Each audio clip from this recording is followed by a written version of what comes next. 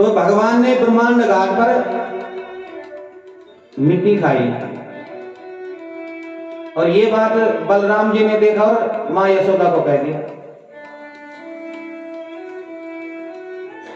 और मां यशोदा ने जब पूछा भगवान को, क्यों भाई कन्हैया, सच में तूने मिट्टी खाई? तो श्री कृष्ण वाचः, भगवान बोले, नाहं भक्षितवान् अम्बः सर्वे मिथ्या विसंजिनः। अरे मैया, ये सब झूठ बोल रहे हैं। अच्छा, आज तक गोपियां झूठ बोल रही थी, मैंने मान लिया। गोपियां कहती ये माखन चुराता है, तो मैंने ये माना। जब जिसके घर में 9 लाख गैया हो, माखन की कोई कमी नहीं हो, बाहर क्यों माखन चुराएगा? लेकिन आज जब बलदाऊ तुम्हारे बड़े भाई कह रहे हैं कि किसने मिट्टी खाई, फिर भी कह रहे कि अरे माँ विश्वास मत करो, झूठ बोल रहे हैं, मिथ्या विसंजना, कैसे मानो? अरे मैया वही तो कह रहा हूं, यदि सत्याग्रहस्तर्हि समक्षम पश्चिमे मुखम। अरे माँ, मैं अपना मुंह खोलता तो मुंह में देख, अरे मिट्टी खाई होगी तो लगी तो होगी मिट्टी मुंह में। अब मैया के हाथ में है लाठी और भगवान के मुख में है माटी। हाँ, तो भगवान के ऐश्वर्य शक्ति को लगा कि भगवान के कहीं लाठी ना पड़ जाए, इसलिए भगवान की जो ऐश्वर्य शक्ति है वो भगवान के मुख में प्रकट हो गई। और जैसे ही भगवान ने मुंह खोला तो पूरा उत्तराखंड ही भगवान के मुंह में दिखाई दिया। नंद भवन, पूरा ब्रह्मांड के दर्शन जो है यशोदा जी को भगवान के मुख में हो रहे हैं। और यशोदा जी को लगा ये मेरा बेटा नहीं है, ये तो साक्षात नारायण है, और हाथ जोड़कर स्तुति करने लगे। इत्थं विदित तत्त्वायां गोपिकायां स ईश्वरः वैष्णवी व्यतनोन्मायां पुत्र स्नेहमयी विभुम। अरे मैं तो केवल माया के बंधन में पड़ी हूं और माया के चक्कर में पुत्र स्नेह में पड़ गई हूं। ये तो कोई नारायण है, ये मेरा बेटा नहीं हो सकता है। और भगवान ने देखा जब कि मैया ने हाथ जोड़कर स्तुति कर ली, तो भगवान ने वो माया का पर्दा जो उठ गया था यशोदा जी के नेत्रों में से, वो फिर डाल दिया।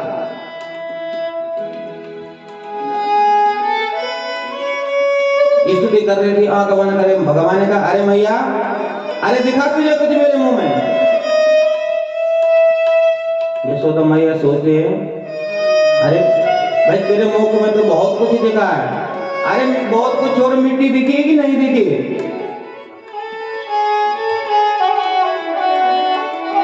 बोले तेरे मुखमंडल में तो मैंने अपना भवन तक देख लिया। अरे मैया क्या बात कर रही है, अरे धोखा हो गया तुझे, दोबारा देख। इतने में तो मिट्टी साफ हो गई, और दोबारा खोला तो कुछ नहीं, बस फिर वही पुत्र स्नेह। क्यों कि भगवान भी पाना चाहते हैं कि माँ से, माँ का मातृत्व जो होता है, इतना प्रेम मिलता है, उसको प्राप्त करना चाहते हैं। और फिर वही लाड प्यार। सुखदेव जी कहते हैं कि राजन, एकदा गृहदासीषु यशोदानंद गेहिनी कर्ममांतर नियुक्तासु निर्ममन्ता स्वयं दधिः। देखो यहाँ यशोदा जी के से सीखिए कि पुत्रों के प्रकार देखभाल की जाती है। आजकल तो हम सब हो गए सर्विस वाले और बच्चों को कहाँ छोड़ दिया। हाँ,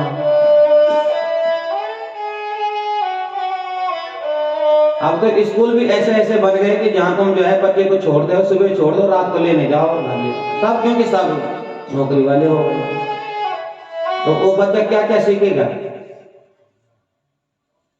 क्या संस्कार उस बच्चे को मिलेंगे, वो उसे क्या पता। इस तरह थोड़ी नहीं पालन होता है। माँ यशोदा से सीखे। क्या नंद बाबा के घर में दास दासियों की कमी होगी? नंद भवन में हो ही नहीं सकता।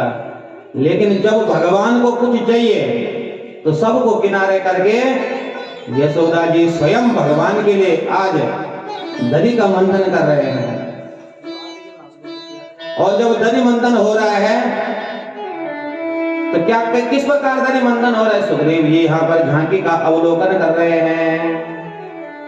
यानी यानी च गीतानि तद बाल चरितानि च दधि निर्मंथने काले स्मरन्ति तान्यगायकः। स्मरण किसका हो रहा है? अपने ही बच्चे का। यानी यानी च गीता, अरे मैंने तुमसे अब तक भगवान की जिन जिन बाल लीलाओं का वर्णन किया है, दधि मंथन के समय वे सब उन लीलाओं का, क्योंकि भगवान ने जन्म से लेकर अब तक जो जो किया है वो सब याद आ रहा है यशोदा जी को, और उनका स्मरण कर रही है। देखिए काम किसके लिए हो रहा है? भगवान के लिए। स्मरण किसका हो रहा है? भगवान का। और कीर्तन भी भगवान का। किस प्रकार यशोदा मैया दधि मंथन कर रहे हैं? सुखदेव जी चित्रांकन कर रहे हैं। चोमम वासा पेटुकटि तटे बिभ्रति सूत्र नद्भा पुत्रः स्नेहा स्मृति कुतयुगम् जाते कंपात शुभ्रो रज्ज्वकर्षम भुज चलत कंकणी कुंडले जा छिन्नं वक्त्रं कवर विगल मालती निर्ममंथा। सोमम वासः कहते हैं रेशमी साड़ी को। बोले यशोदा जी ने रेशमी साड़ी पहनी हुई है। और बिभ्रति सूत्र नद्भा, और जब दधि मंथन होता तो दोनों मथाने की जो रस्सियां हैं वो पकड़ी हुई है यशोदा जी ने। और पुत्र स्नेहा, पुत्र स्नेह के कारण में, पुत्र स्नेह के कारण यशोदा मैया के स्तनों में दुग्ध का संचार हो रहा है। और जात कंपात शुभ्रो, और जो कानों में कुंडल पहने हुए यशोदा जी ने, तो जब दधि मंथन हो रहा तो कुंडल हिल गए हैं। और जो मालती के पुष्पों, जो बालों पर लगाए हुए हैं मालती के पुष्प, जब दधि मंथन करते समय वो जब नीचे गिर रहे हैं। और यानी यानी च गीतानि तद बाल चरितानि च, दधि मंथन हो रहा है और भगवान के ही गीत, भगवान के बाल चरित्रों का स्मरण हो रहा है। और जब हम इन तीनों चीज से, कायिक वाचिक और मानसिक, काया से शरीर से, वाचिक वाणी से, और मानसिक मन से, तीनों से एक होकर के भगवान का चिंतन करते हैं तो भगवान भी प्रकट हो जाते हैं। और इस प्रकार जब यशोदा जी दधि मंथन कर रहे थे, ताम स्तन्य कामः आसाद्यः मंथनन्ति जननीं हरिः गृहीत्वा दधि मंथानं न्यसेद प्रीतिमावहन। जब मनसा वाचा कर्मणा तीनों से एक होकर के यशोदा जी दधि मंथन कर रही थी, तो भगवान निष्काम से सकाम हो गए, सोए हुए थे तुरंत जाग गए और जागते ही मथानी पकड़ दी। बोले पहले मुझे दुग्ध पान कराओ, और यशोदा जी ने मथानी छोड़ दी और भगवान को दुग्ध पान कराने लगे। अब भगवान, अब एक तरफ यशोदा जी ने दूध रखा हुआ था गर्म करने के लिए चूल्हे पर, एक तरफ दधि मंथन हो रहा था। इतने में भगवान जाके दूध मांगने लगे, दूध पिलाने लगी यशोदा, और दूध भगवान पी रहे थे। इतने में दूध उबलने की आवाज आ जाती है, और यशोदा जी को लगा कि जो दूध मैंने गर्म करने के लिए रखा था वो उबल गया है, और भगवान दुग्ध पान कर रहे थे। भगवान को उठा के नीचे जमीन में रख दिया, उस दूध को बचाने के लिए चले गए। संजात कोपात धृतार्णुधारम, भगवान क्रोधित हो गए, कुपित हो गए। अरे मुझसे ज्यादा प्यारा वो दूध हो गया है, क्योंकि अतृप्त रह गए भगवान। और भगवान ने यशोदा मैया के आंगन में जितने दूध दही के माट मटके थे उन सबको तोड़ दिया, और नंद भवन में तो दूध दही की नदी बहने लगी। इतने में यशोदा जी आती हैं और देखती हैं तो वहां तो दूध और दही सब ये बिखरा पड़ा है। तो अब डंडा उठा करके भगवान के पीछे दौड़ी, और भगवान के पीछे जब दौड़ती है मां यशोदा, तो सुखदेव जी कहते राजन देखिए कैसी दिव्य झांकी है। अरे ऐसे दौड़ता हुआ नारायण फिर नहीं दिखेगा, इसलिए दर्शन करो। भगवान दौड़ रहे हैं और लाठी लेकर पीछे से यशोदा जी दौड़ रही हैं, और दौड़ते दौड़ते जब यशोदा जी थक गई, पसीने से तर हो गई और रुक गई, बोली लाला रुक जा, अरे मेरे पास आ। बोले मैया क्यों, क्या करेगी? अरे कुछ नहीं करूंगी, तेरी पूजा करूंगी। अरे मैया तो पूजा करेगी तो ये लाठी लेकर क्यों दौड़ रही थी, तो लाठी क्यों उठा रखी है? बोली लाला अरे ये तो वृद्ध अवस्था का सहारा है लाठी, लाठी तो मैंने इसलिए ले रखी है। अच्छा मैया? बोले हाँ। और भगवान आ गए, क्योंकि समझ गए भगवान तो सब जानते हैं। और भगवान को जैसे ही पकड़ा, बोले अब देख तू घर में चल, तू पहले घर में होगी तेरी पूजा। और घर में जब लाई मां यशोदा तो बाहर आंगन में ही, आंगन में उखल पर भगवान को बांधने लगे। बोली मैया ये क्या कर रही है, तू तो पूजा करने वाली थी ना, तो ये बांध क्या रही है? अरे बहुत शैतान हो गया, तो गोपियां ठीक कहती थी, बिल्कुल सत्य कहती थी, तूने ऐसे ही किया होगा, आज मुझे पता लग गया। अरे तूने किस जमाने के मटके फोड़ डाले। और बांधने का प्रयास करने लगी तो द्वयंगोलो नमः भूतेनः संधदेन्याय गोपिकाः तदेताम वद्यमानस्य स्वार्वकस्य कृतागमः। लेकिन तो रस्सी पर रस्सी लगाते जाते हैं, लेकिन 2 उंगल हमेशा कम हो जाती हो रस्सी। तदपि द्वयंगलम नोन्यन यद यद तत् बंधनम। वृंदावन में जितनी रस्सियां थी सारी जोड़ दी, लेकिन 2 उंगली फिर भी वो 2 उंगल कम पड़ जाती। यशोदा जी थक गई, नहीं बांध पाई भगवान को। क्यों? कि अभी तो यशोदा जी का भाव है, अरे इसको, मेरा ही तो बेटा है, इसको नहीं बांध पाऊंगी मैं। इस भाव से बांध रहे थे।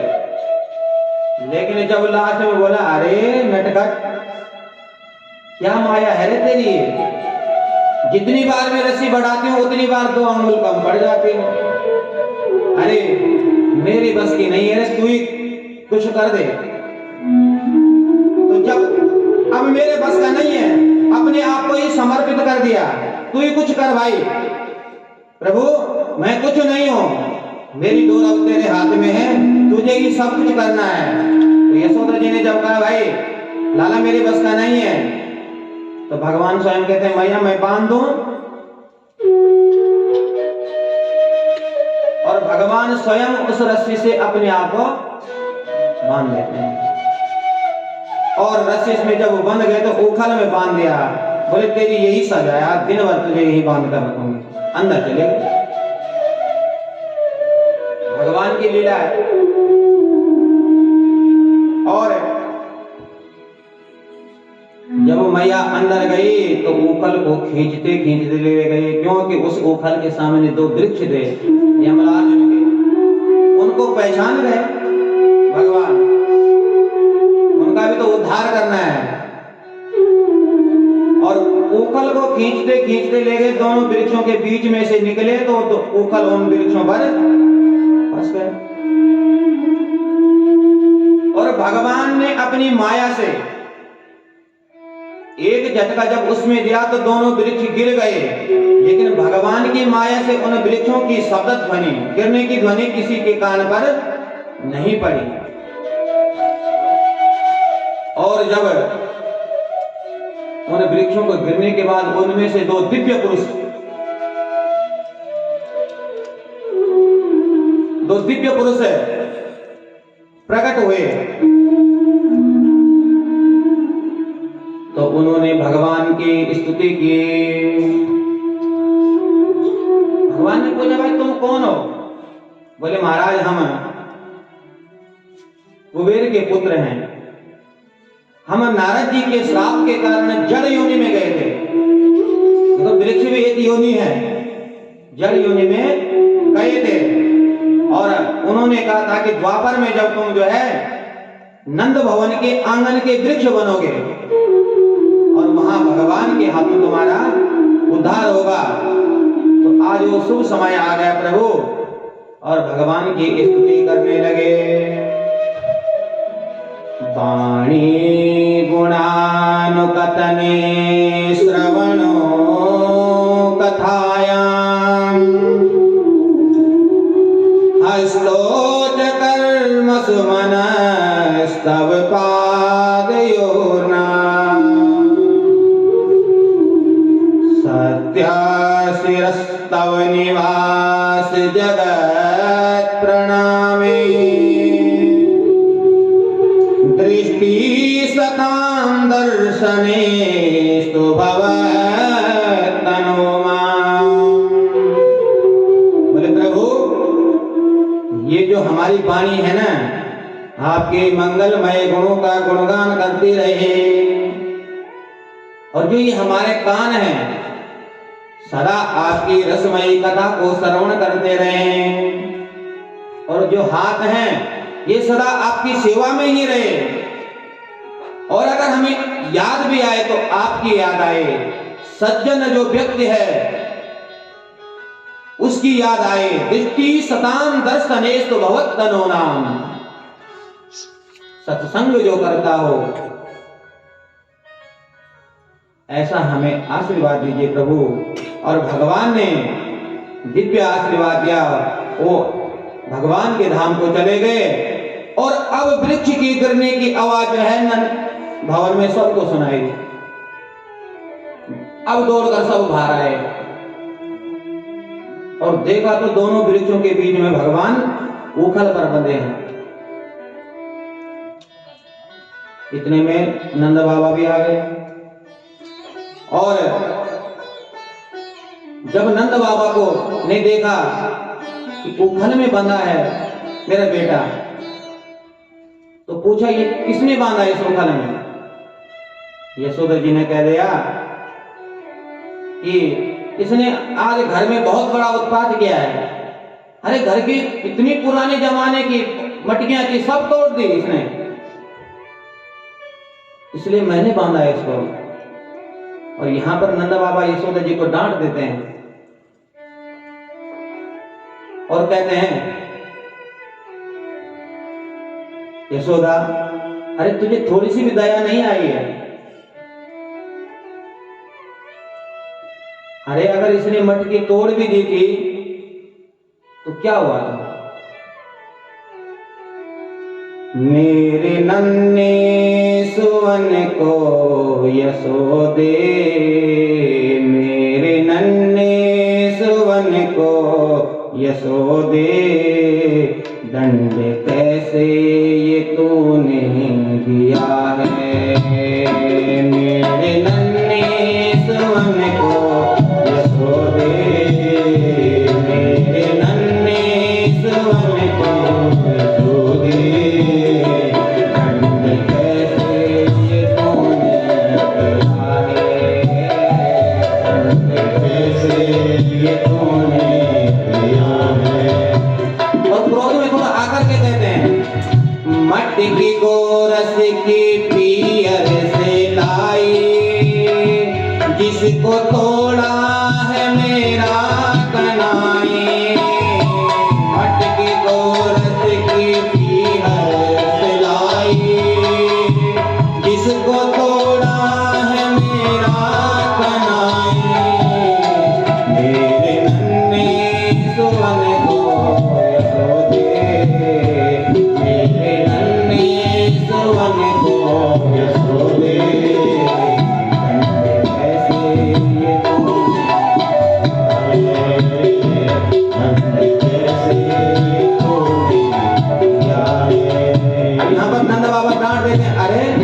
क्या अपने मायके से लाई थी वो मटकियां जो मेरे बेटे ने तोड़ी हैं?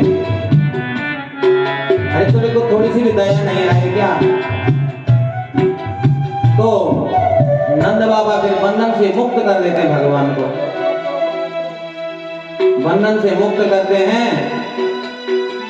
तो नंद बाबा सोच रहे हैं कि जब से ये इस गोकुल में आया है तब से आए दिन कोई ना कोई उत्पात जो है होता रहता है और इसके लिए खतरा बना हुआ है। पुत्र स्नेह में उन्हें क्या पता ये नारायण है, लीला कर रहे हैं। क्या भाग्य होगा यशोधर नंद जी का? क्यों? इन्होंने पूर्व जन्म में तपस्या की थी।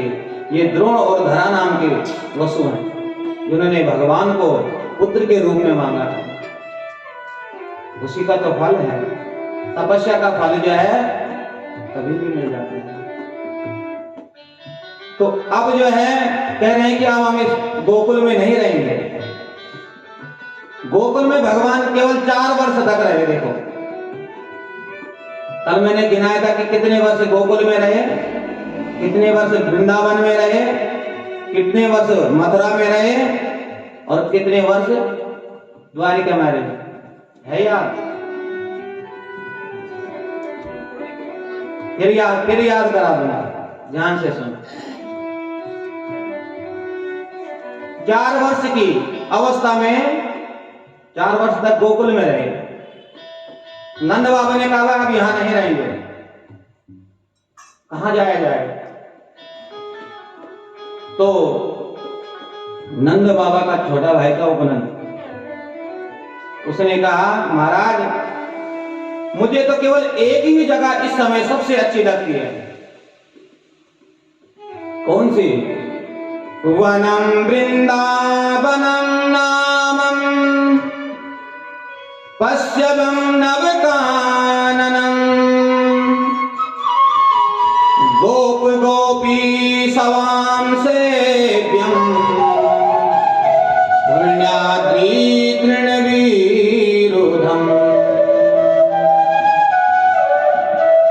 बोले भैया इस समय जो है मुझे तो वृंदावन नाम का एक वन है जो मुझे सबसे सुंदर लगता है, अरे उसमें छोटे छोटे बहुत से नए नए भरे हरे भरे वन हैं, जहां हमारे गायों का पालन भी बहुत अच्छी तरीके से हो जाएगा। इसलिए हमें वृंदावन में जाना चाहिए। और बैलगाड़ियों में सामान ला दिया और गोकुल को छोड़ करके देखो नंद बाबा सभी गोकुल वासियों को लेकर ब्रिज में चले गए, वृंदावन में। और वृंदावन में जब भगवान ने वृंदावन का दर्शन किया, भगवान दाऊ जी ने, भगवान कृष्ण ने, तो कितना सुंदर है वृंदावन। अरे वृंदावन का दृश्य ही अलग है और इतनी शांति, भगवान इतने प्रसन्न, इतने आनंदित हो गए वृंदावन को देख करके। वृंदावनं गोवर्धनं यमुना पुलिना निजः वीक्षसीदुत्तमः प्रीति राम माधव वयो नृपः। कितना सुंदर है वृंदावन। वृंदावन सोबन नहीं, नंद ग्राम सो ग्राम, वंशी वट सो वट नहीं, कृष्ण कन्हैया सो नाम। और जब सुखदेव जी कहने के हे राजन, वृंदावन का हरा भरा वन अत्यंत मनोहर, गोवर्धन पर्वत, यमुना की नदी, सुंदर सुंदर पुलिनों को देखकर भगवान श्री कृष्ण और बलराम जी के हृदय को अत्यंत प्रीति का उद्गार उनके हृदय में हुआ। और वृंदावन में सबसे पहले भगवान वत्सपाल बने, यानी छोटे छोटे बछड़ों को चराने लगे, क्योंकि उम्र छोटी है ना, मात्र 4 वर्ष से आए थे। तो मैया ने कहा भाई देख, गायों को चराने तो जंगल में दूर दूर तक जाना पड़ता है, इसलिए तो अभी छोटा है, अपने सखाओं के साथ में बछड़ों को चराए लिया था, क्योंकि बछड़ों को चराने ज्यादा दूर नहीं जाना पड़ता था। और वत्सपाल बनकर जो है गए, तो एक दिन वत्सासुर नाम का दैत्य बछड़ा बनकर आ गया। भगवान समझ गए, वत्सासुर का भी वध कर दिया। बकासुर बगुला बनकर आया, उससे भी भगवान ने ग्वाल वालों की रक्षा की। और एक दिन अघासुर को भगवान ने जब मारा, तो परीक्षित अघासुर को मारने की घटना ग्वाल वालों ने ठीक 1 साल बाद घर में सुनाई। तो परीक्षित ने प्रश्न कर दिया कि महाराज ऐसा क्यों हुआ था, 1 साल बाद क्यों घटना सुनाई गई घर में? बोले सुनाता हूं मैं तुम्हें, ध्यान से सुनो। बोले जब बछड़ों को चराने गए भगवान अपने सखाओं के साथ, तो भगवान खेल रहे हैं और खेल कूद में खेलते खेलते जो है भगवान तुरंत कहते हैं ग्वाल वालों के, भाई तुम अपने घर से क्या क्या लाए हो खाने के लिए? और ये दृश्य ब्रह्मा जी देख रहे थे। देखें तो सही वृंदावन में क्या हो रहा है। ब्रह्मा जी चले गए देखने, और भगवान खेल रहे थे ग्वाल वालों के साथ। लेकिन खेलते खेलते बोले भाई अपने घर से जो कलेवा लेकर आया है सब लेकर के आ जाओ। तो ब्रिजवासी क्या करते हैं, भगवान के साथ लाते पेड़ में लटका देते थे। जैसे भगवान ने कहा तुरंत सब गए, सब लेकर आ गए। सबने खोल दिया कि भाई किसने क्या ला रखा है। विप्रद वेणो जठर पटयो श्रृंग वेत्रे चकक्षे वामे पाणो मसृण कवलम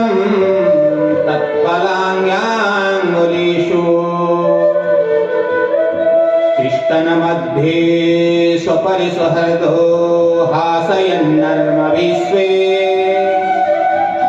स्वर्गे लोके मिपसि भुदिरे यज्ञ भुगबालिके।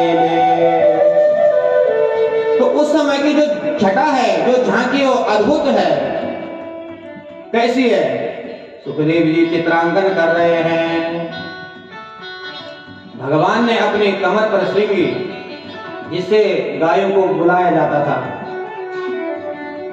कमरबंद पर बंसी को ऐसे हिट कर दिया और ग्वाल बाल सभी खड़े हैं, गोल होकर के खड़े हैं और मध्य में भगवान कृष्ण खड़े हैं। और ग्वाल बालों ने जो चीज ला रखा है, भगवान सबसे लेकर अपने हाथ में ले लेते हैं, जो ला रखा है। और भगवान क्या करते हैं, पहले उन सखाओं को खिलाते हैं और जो हाथ में बच जाता है उसे अपने आप खा जाते हैं। क्या भाग्य है इन ब्रजवासियों के। अब ये दृश्य ब्रह्मा जी देख रहे थे, तो ब्रह्मा जी को लगा ये कैसा नारायण है। अरे इसे कोई नियम ही पता नहीं है, कोई विधान ही इसे आता नहीं है। ये खेल रहा था, खेलते खेलते खाने लग गया। अरे खाने के नियम होते हैं, हाथ पैर धुलने पड़ते हैं, जमीन पर बैठिए। और कहीं ये तो पहले सबको खिला देता है, बाद में सबका जूठा स्वयं खा लेता है। अरे उच्चिष्ट जूठा ना किसी को देना चाहिए ना खाना चाहिए। ये कैसा नारायण है। ब्रह्मा जी को शंका हो गई मन में, क्या करें। बोले परीक्षा लेते हैं। परीक्षा क्या ली? जितने बछड़े थे उन सब का हरण कर दिया। और भगवान ने कहा ग्वाल अपने सखाओं को, बने देख कर आओ, हमारे बछड़े कहीं दूर न चले जाएं। तो ग्वाल बाल जब जाते हैं तो वहां बछड़े दिखाई नहीं पड़ते हैं, तो वापस आ जाते हैं। बोले कन्हैया वहां तो है ही नहीं भाई। तो भगवान कहते तुम यहाँ रहो, मैं जाता हूँ, मैं देखकर आता हूँ। भगवान बछड़ों को देखने जाते हैं, इतने में ब्रह्मा जी इन ग्वाल बालों का भी हरण करके ले जाते हैं। अब भगवान वहां गए, बछड़े नहीं दिखे, यहाँ आए तो यहाँ ब्रजवासी नहीं है। ध्यान किया भगवान ने, और जब ध्यान किया आंख बंद करके, तो सारे बछड़े और ब्रजवासी ब्रह्मलोक में। तो भगवान समझ गए। भगवान ने कहा ब्रह्मा को, अरे तुम तो इस सृष्टि को तब बनाते हो जब मैंने तुम्हें जो है मटेरियल दिया है, पंचभूतत्व दिए हैं। इसी से तो शरीर बनाते हो जीव का। चित जल पावक गगन समीरा, इन पंच तत्वों से तो तुम शरीर का निर्माण करते हो। लेकिन इस शरीर में जीवात्मा ब्रह्मा जी नहीं डालते हैं, भेजते हैं। इसमें जीवात्मा भगवान भेजते हैं। तो ब्रह्मा जी को भगवान कहते हैं कि हम तुम्हें देखो सृष्टि करके बताते हैं। देखो तो क्या किया भगवान ने, जितने बछड़े थे, जितने भगवान के सखा थे, अपने ही शरीर का विस्तार किया और बन गए। भागवत में सुखदेव जी कह रहे कि राजन, यावद वत्स पवत्स काल्पगवपुर यावत् करांग्र्यादिकम् यावद अस्ति विषाण वेणुदलसे यावद विभूषाम्बरम् यावत् शील गुणाविधकृति वयो यावद् विहाराधिकम् सर्वं विष्णुमयं गिरोङ्गवदजाय सर्वस्वरूपो भवो। पहले यावत् वत्स पवत्स काल्प वपु, जैसे बछड़े थे वैसे शरीर बन गए भगवान। जितने सकाते उतने शरीर, वैसे के वैसे भगवान बन गए। और यावद यष्टि विषाण वेणु, इस बछड़े के गले में जो रस्सी थी, घंटी थी, वो भी भगवान को बनना पड़ा। जिस ब्रिजवासी ने जिस प्रकार का जिस रंग का वस्त्र पहना था वो भी सब भगवान को बनना पड़ा। जिस ब्रिजवासी के हाथ में जो लट्ठी थी डंडा था वो भी भगवान बन गए। अच्छा, जिसने जो यावद विभूषांबरम जिसने जो आभूषण धारण किया था वो सब भगवान को बनना पड़ा। अच्छा, तो केवल बनने मात्र से काम चल जाता? अरे अगर स्वभाव अलग होगा तो पहचाना जाएगा। आजकल इसका स्वभाव चेंज क्यों हुआ है? तो सुखदेव जी कह रहे हैं कि राजन, यावत शील गुणाभित कीर्ति विभो, जिसका जो गुण था, चाहे वो बछड़े का हो चाहे वो उनके मित्र का हो, जिसका जैसा स्वभाव था, जिसकी जैसी चाल थी, जिसका जैसा आचार व्यवहार था, भगवान सब बन गए। और यहां पर ये बात भगवान सिद्ध करते हैं, सर्वम विष्णुमयम जगत, ये पूरा संसार विष्णुमय है। अब जो है ये सब घर में गए अपने, 1 साल तक जाते रहे, ना तो किसी की मां पहचान पाएगी ये हमारा बेटा नहीं है, ना गौ माता पहचान पाएगी ये मेरा बछड़ा नहीं है। बोले राजन, ये घटना 1 साल तक जब चलती रही तो ब्रह्मा जी फिर देखने आए, और जब देखा ये जो भगवान ने जिन गाय बछड़ों को बनाया था, तो इस चीज को केवल एक ही आदमी पहचान पाया। वो व्यक्ति एक कौन था? बलराम जी। बलराम जी कहते हैं कि हरे कन्हैया, नीति सुरे सरिसयो नचेते, तमेव भासीस विदाश्रयेति, सर्वं पितक्तं निगमात् कथं वदे, त्युक्तेन मृतं प्रभुना बलो वे। अरे कन्हैया, इन सभी ग्वाल बालों में, सभी बचनों में मुझे तू ही दिखाई दे रहा है। तो तब भगवान कृष्ण ने कहा, अरे भैया, ये घटना तो 1 साल हो गए, इस घटना को अभी तक चली रही है। ऐसा क्यों हुआ? बोले असली वाले तो ब्रह्मलोक में है। क्यों? कि ब्रह्मा जी ने हमारी परीक्षा ली है। और ब्रह्मा जी फिर देखने आते हैं, अरे भाई, इनको तो कोई लेने आ रहा है। अब देखो जरा ब्रिज में हो क्या रहा है। तो वहां आते ब्रह्म जी, तो वहां वही लीला चला, वही बछड़े हैं, वही ब्रिजवासी हैं, और भगवान का वही लीला हो रही है। वही दृश्य, जो दृश्य, जिस दृश्य को देखकर ब्रह्मा जी के मन में शंका पैदा हो गई थी, ये भगवान है भी कि नहीं, वही दृश्य दिखाई दे रहा है ब्रह्मा जी को। वहां भगवान वही सब कुछ कर रहे हैं। और आज पूरे 1 वर्ष बाद ब्रह्मा जी असली ग्वाल वालों के साथ में ब्रिज में आए और भगवान की स्तुति की। नौमीड्यते भ्रवपुषे तरिदम्बराय, गुंजावतंस परिपेक्षल सन्मुखाय, वन्यस्त्रजे कवलवेत्र विषाण वेणु, लक्ष्मी श्रिये मृदुपदे पशुपांगजायः।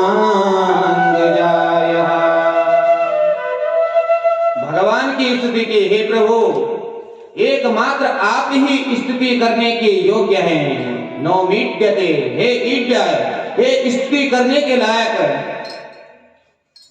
अरे आपका जो ये शरीर है ना, ये तो इच्छा मात्र से, ये पंच तत्वों से नहीं बना हुआ आपका देह। आपने इच्छा की, प्राप्त हो गया। लेकिन प्रभु, मेरे से भूल हो गई है, मैं आपकी माया से मोहित हो गया था। बोले प्रभु, अरे जिसके पास में 3 चीजें हों वो तो आपकी कृपा का पात्र बन सकता है। और वो 3 चीजें क्या क्या हैं? तेन कंपासु समीक्षमाणो भुञ्जान एवात्मकृतं विपाकम् हृद्वाद वपुर्विदधन्नवस्ते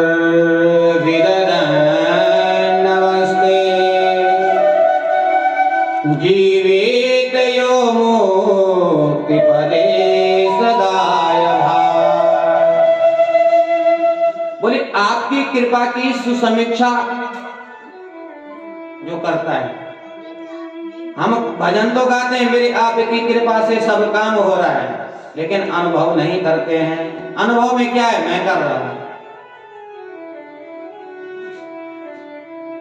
इसका मतलब क्या हुआ? कई कुछ रहे हैं, करनी और कथनी में फर्क हो गया। भजन गा रहे हैं कि मेरे आपकी कृपा से सब काम हो रहा है, बस वो भजन तक सीमित है, लेकिन ये काम मैंने किया, ये काम मैं कर रहा हूं। हम भगवान की कृपा का अनुभव करें। और दूसरी बात प्रभु, जो कर्म फल होता है, प्रारब्ध जो होता है वो भोगना ही पड़ता है, उसके लिए तैयार रहना चाहिए हमेशा। और तीसरी बात है हृदवाग वपुर विदधन्नवस्ते, जो अपने मन से, वचन से, कर्म से, तीनों से एक होकर को अपने आप को समर्पित कर दे, बस वही आपका कृपा पात्र बन सकता है। भगवान ने फिर भी बात नहीं की। फिर ब्रह्मा जी कहते हैं कि हरे प्रभु, उत्क्षेपणं गर्भगतस्य पादयो किं कल्पते मातुरदोक्षगागसे।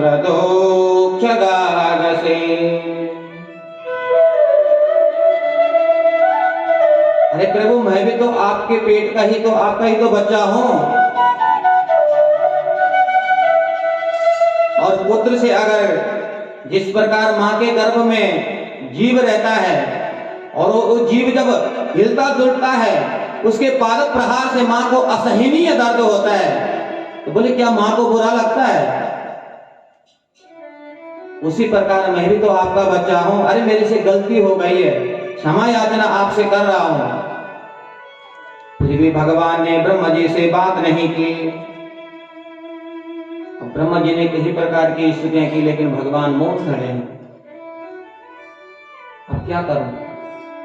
तो ब्रह्मा जी को लगा कि इन ब्रिजवासियों से भगवान बहुत ज्यादा अत्यंत प्रेम करते हैं, तो मैं इनकी स्तुति करूं तो शायद भगवान प्रसन्न हो जाएं। और भगवान की स्तुति छोड़ी और ब्रिजवासियों की भाग्य का सहारा, ब्रिजवासियों की स्तुति करने लगे। अहो भाग्यम नंद गोप ब्रिजोपसा यन मित्रं परमानंदम पूर्ण ब्रह्म सनातनम। अहो भाग्यम नंद गोप ब्रिजोपसा। अरे प्रभु, इन ब्रिजवासियों के सामने तो मुझे अपना भाग्य भी तुच्छ लगता है। अरे जो अखंड ब्रह्मांडों का जो नायक है वो कृष्ण, इन ब्रिजवासियों के सामने जब खेल खेल में आपस में भगवान कृष्ण जानबूझकर हार जाते हैं प्रभु तुम, और ये ब्रिजवासी आपके पीठ पर सवार हो जाते हैं। ऐसा अखंड ब्रह्मांडों का नायक इनका मित्र बना बैठा है। प्रभु, इनकी भाग्य की सराहना मैं कहां तक करूं?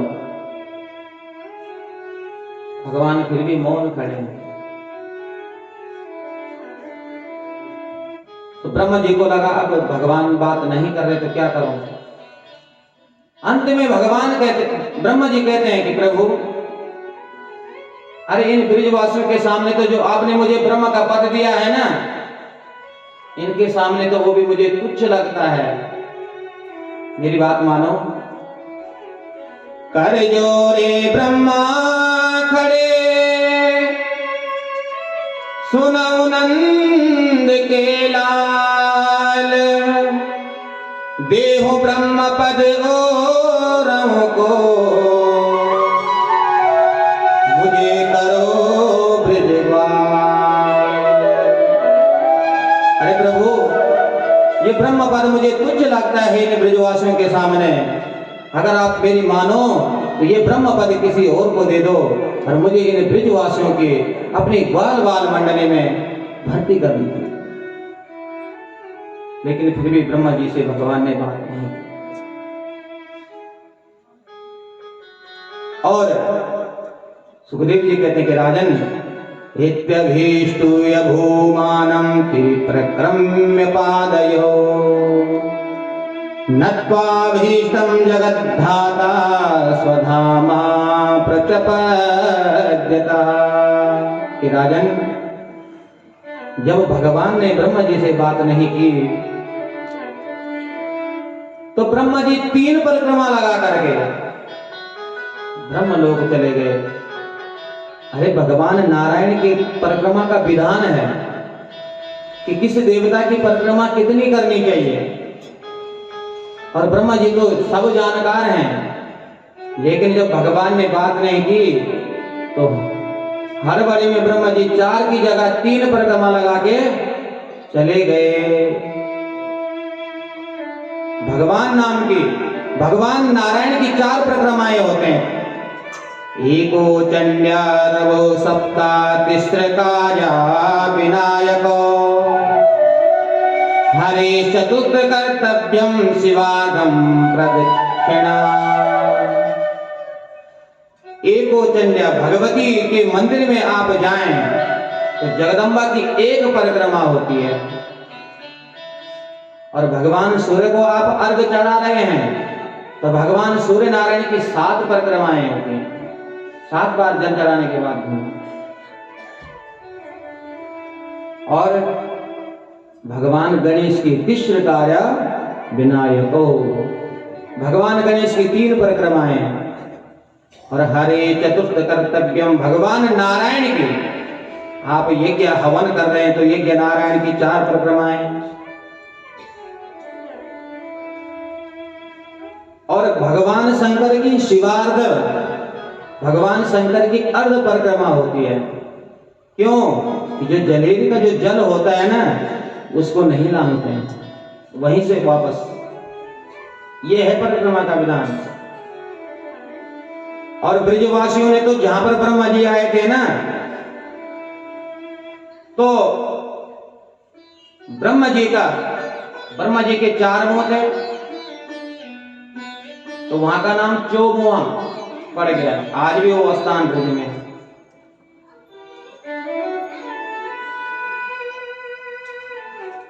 और अब भगवान थोड़े बड़े हुए, और जब थोड़े बड़े हुए तो मां ने जो है गोचारण के लिए मूर्त निकाला, गोपाष्टमी का।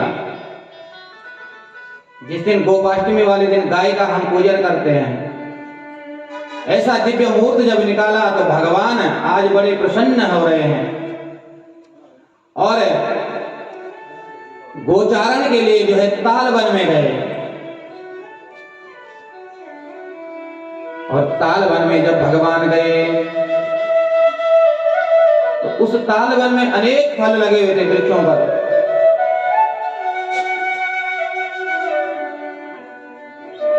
तो ब्रिजवासियों ने बलदाऊ जी के लिए कहा, राम राम महाबाहो कृष्ण दुष्ट निर्वर्हणम्, इतो विदुरे सुमहत् वनं तालाल संकुलम्। बोले दाऊ जी, अरे आप अपने आप को बलवान कहते हैं, इसका पराक्रम तो आपने कभी दिखाया नहीं है। अरे देखो वैसे ही इस तालवन में कितने सुंदर सुंदर फल लगे हैं, लेकिन कोई भय के मारे, डर के मारे वहां जाता नहीं। क्यों? कि वहां एक धेनुकासुर नाम का एक राक्षस रहता है, इसलिए वहां कोई नहीं जाता है। तो बलदाऊ जी ने कहा, अरे अभी देखो तुम्हें फल खाने हैं। बोले हाँ। तालवन में घुस गए दाऊ जी, और तालवन में जाते ही एक वृक्ष पर गए और वृक्ष को हिलाने लगे। फलानां पततां शब्दं निशम्या सुविरासवा अभ्याधावच्चितितलं सन्नगं परिकल्पयन्। फलों के गिरने की जब आवाज आई तो धेनुकासुर नाम का राक्षस आ गया,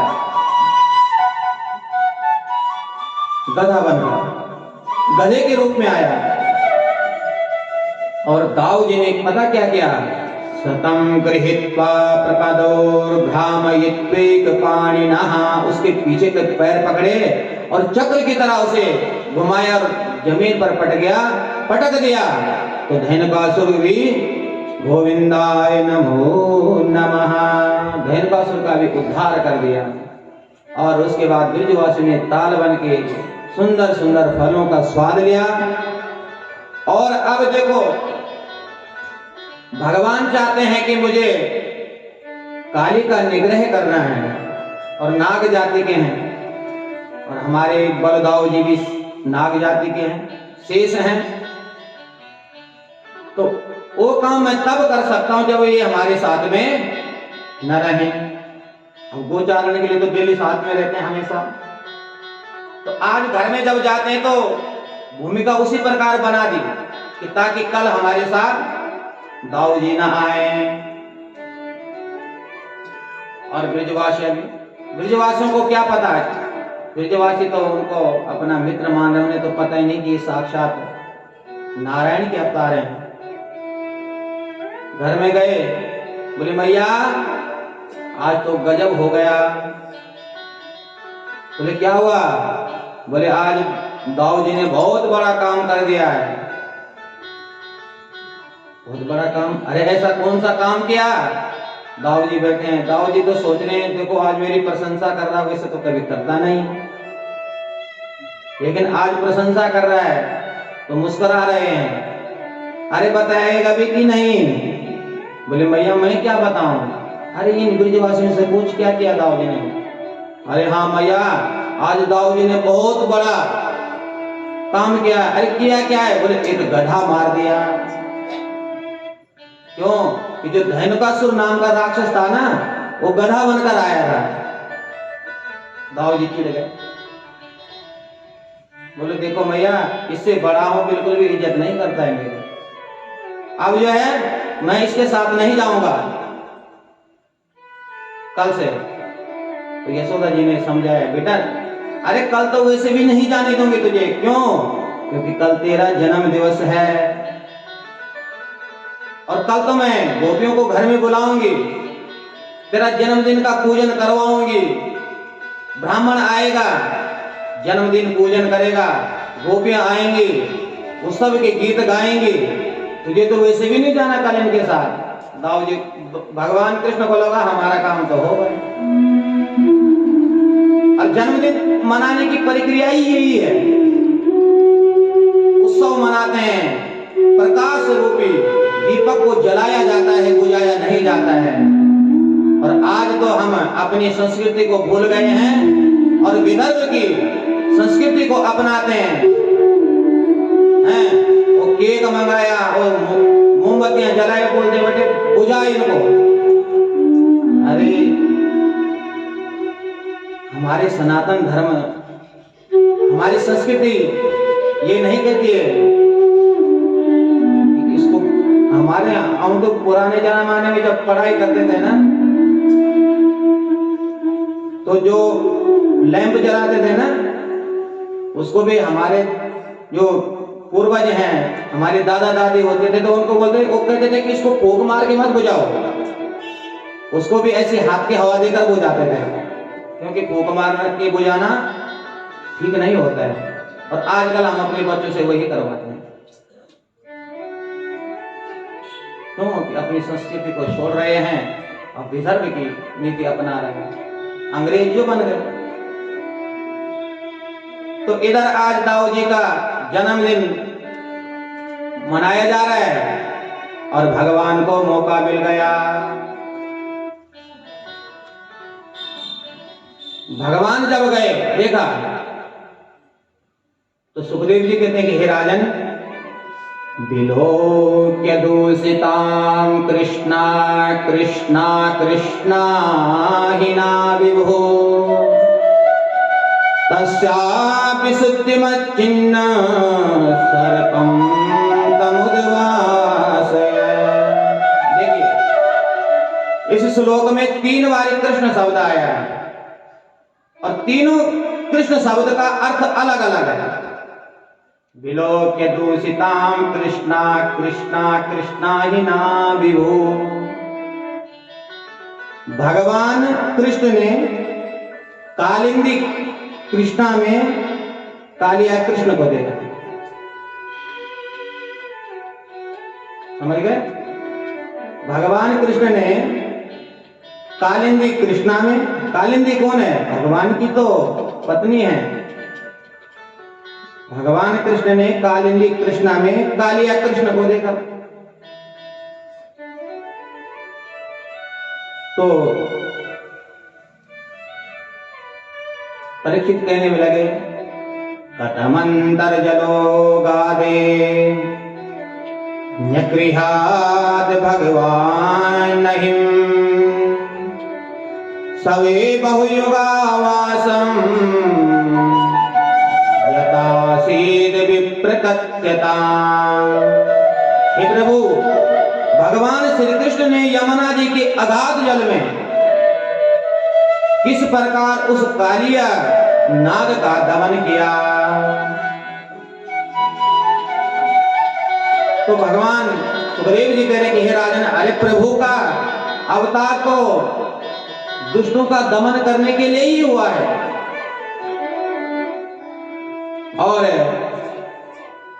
भगवान स्वयं कदम्ब के वृक्ष पर चढ़े और कदम्ब के वृक्ष पर जाने के बाद यमुना जी में कूद गए।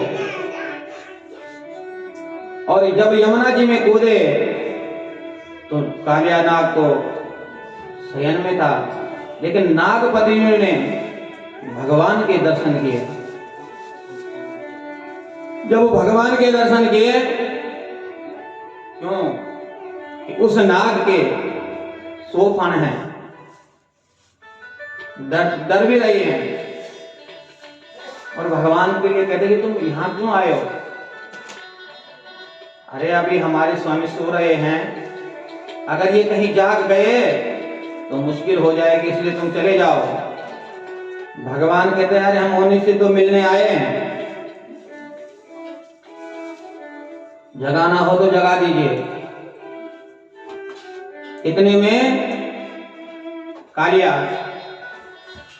जाग गया और उसने भगवान को अपने शरीर से जकड़ दिया। तो भगवान को कौन जकड़ सकता है? भगवान जो है उसकी जकड़न से निकले और उसके शीर्षों पर खड़े हो गए और शीर्षों पर नृत्य करने लगे। और किस प्रकार नृत्य करते हैं? वो खेल की देवा कन्हैया, खेल की देवा, खेल की देवा कन्हैया, खेल की देवा, खेल की देवा कन्हैया, खेल की देवा, खेल की देवा कन्हैया, खेल की देवा। वो चलो नका मेरा छाले दा, खेल की देवा, कभी नमो नका छाले दा, खेल की देवा, खेल की देवा कन्हैया, खेल की देवा, खेल की देवा कन्हैया।